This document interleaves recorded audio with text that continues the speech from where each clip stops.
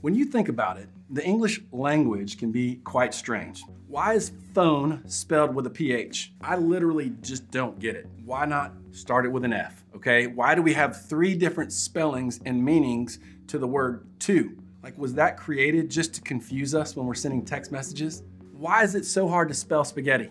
I need somebody to tell me right now. I spell this word so badly, even my phone has no autocorrect ideas for me. It's basically shaming me, like, you know what? You're out on your own, Ben. And maybe the most annoying thing about the English language is that the word effect is spelled 2 different ways.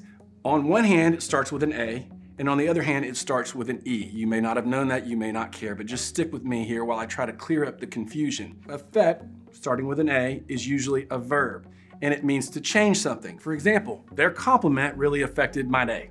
Like, I was in such a better mood after they said that. Now, effect with an E, on the other hand, is usually a noun, and it's the result of change. Like when you hear about the side effects of medications, it's referring to the result of change that medication could cause in your body. Now, right now, you're probably wondering why in the world we are taking grammar at church. Well, the point is that both of these words are similar and can be easy to get confused, but both of them are key to what we're talking about in this series, because we're talking about the ways that we influence, impact, and change each other. And we're gonna start today by talking about you. How do you affect or change something for the people around you? In other words, what's the result of that change? What's the you effect? Some of you may acknowledge that you affect and impact the people around you.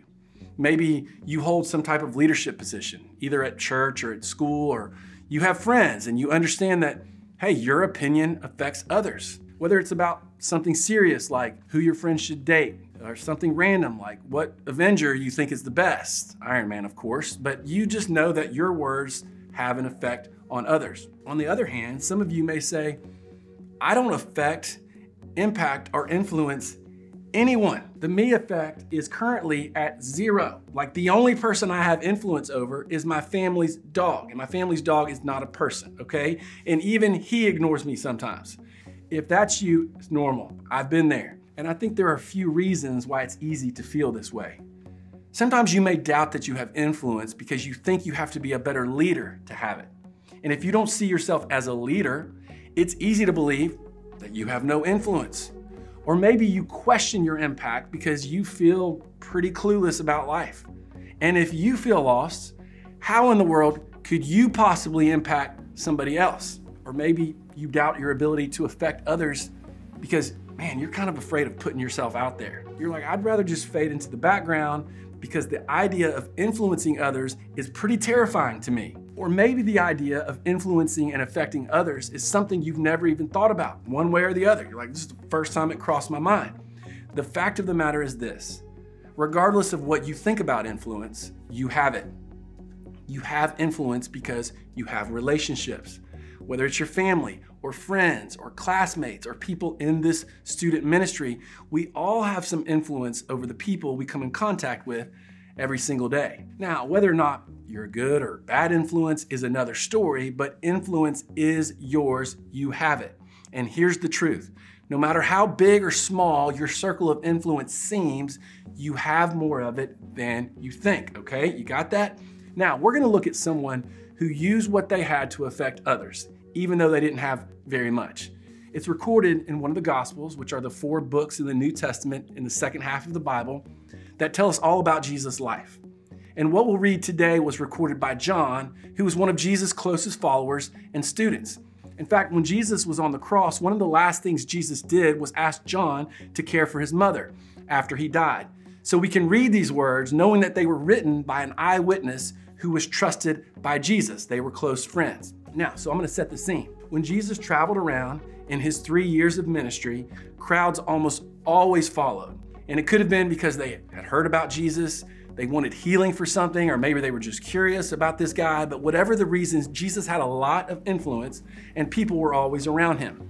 This particular day was no different. It starts like this: sometime after this, Jesus crossed to the far shore of the Sea of Galilee, that is the Sea of Tiberias, and a great crowd of people followed him because they saw the signs he had performed by healing the sick. Then Jesus went up on a mountainside and sat down with his disciples. The Jewish Passover festival was near, when Jesus looked up and saw a great crowd coming toward him, he said to Philip, "Where shall we buy bread for these people to eat?" He asked this only to test him, for he had already had in mind what he was going to do. So imagine the scene. A large crowd has gathered to see the great miracle worker, Jesus. And what does Jesus do? He asked one of his disciples, Philip, what he thought they should do. If I were Philip, I would have been like, aren't you the miracle guy? Like, isn't this more your arena than my arena? But instead, Philip responds this way. Philip answered him, it would take more than half a year's wages to buy enough bread for each one to have a bite. In other words, you got to be kidding me. If we're going to feed everyone, there better be someone with a lot of cash around to make that happen, which, hey, that's a good point. I mean, can you imagine sending someone to McDonald's to order 5,000 Big Mac combos? It's crazy, right? Well, the story continues. Another one of his disciples, Andrew, Simon Peter's brother, spoke up. Here is a boy with 5 small barley loaves and 2 small fish. But how far will they go among so many? So apparently, only one mom in the entire village packed a lunch for her son. And Andrew thought this was worth pointing out. I mean, it was something, right? Something is better than nothing. And that's when Jesus went to work. Jesus said, have the people sit down. There was plenty of grass in that place and they sat down. About 5,000 men were there. Jesus then took the loaves, gave thanks, and distributed to those who were seated as much as they wanted. He did the same with the fish. When they had all had enough to eat, he said to his disciples, gather the pieces that are left over, let nothing be wasted. So they gathered them and filled 12 baskets with the pieces of the 5 barley loaves left over by those who had eaten. After the people saw the sign Jesus performed, they began to say, surely this is the prophet who has come into the world. Now, there are all kinds of questions that come up when I read this story.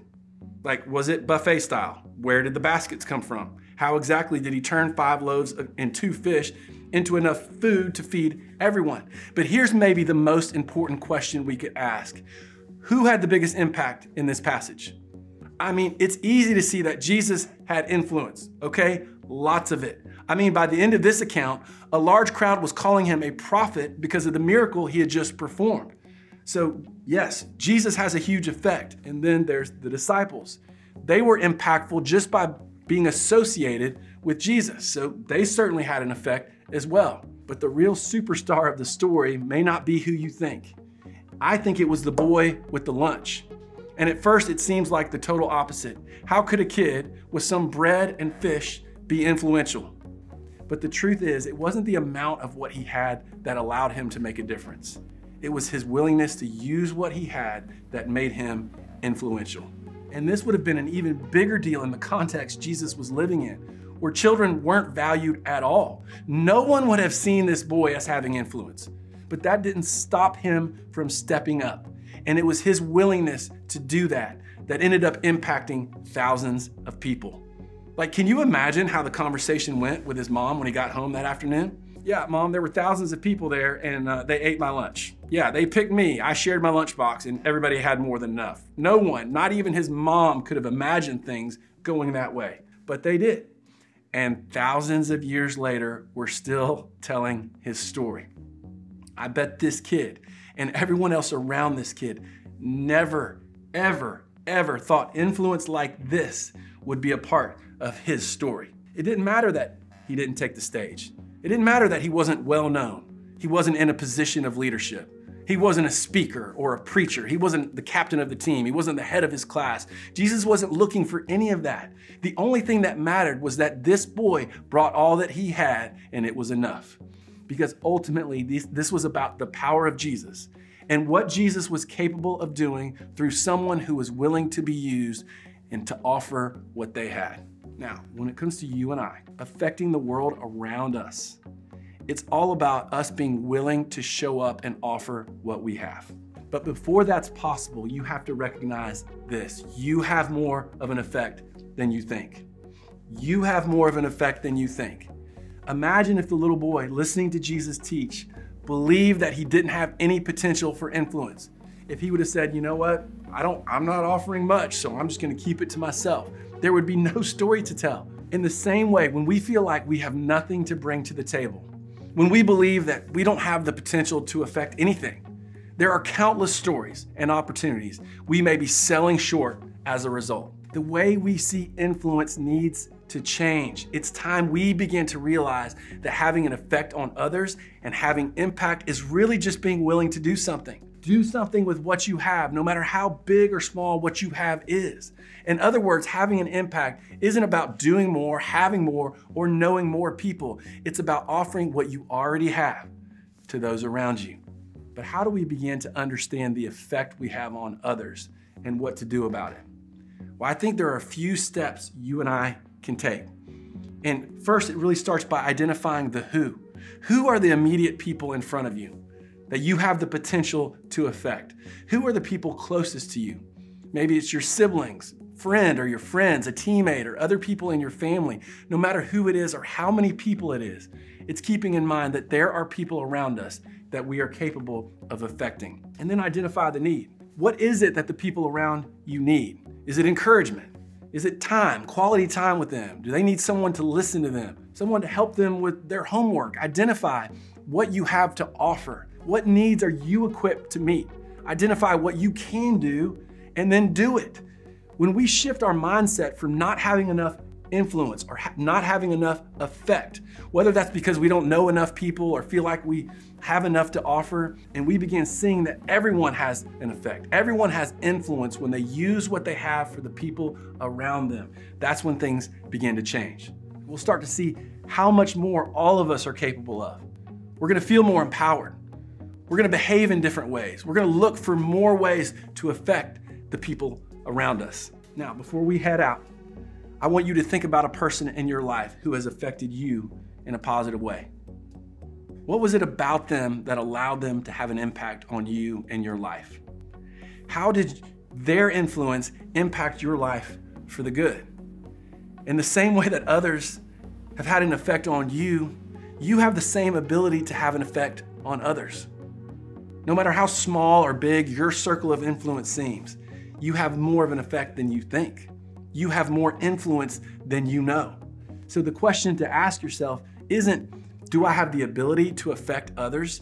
Instead, the question should be, how will I use the influence that I already have?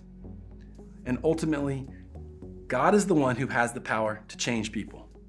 All you have to do is show up and offer what you have and let Him do the rest.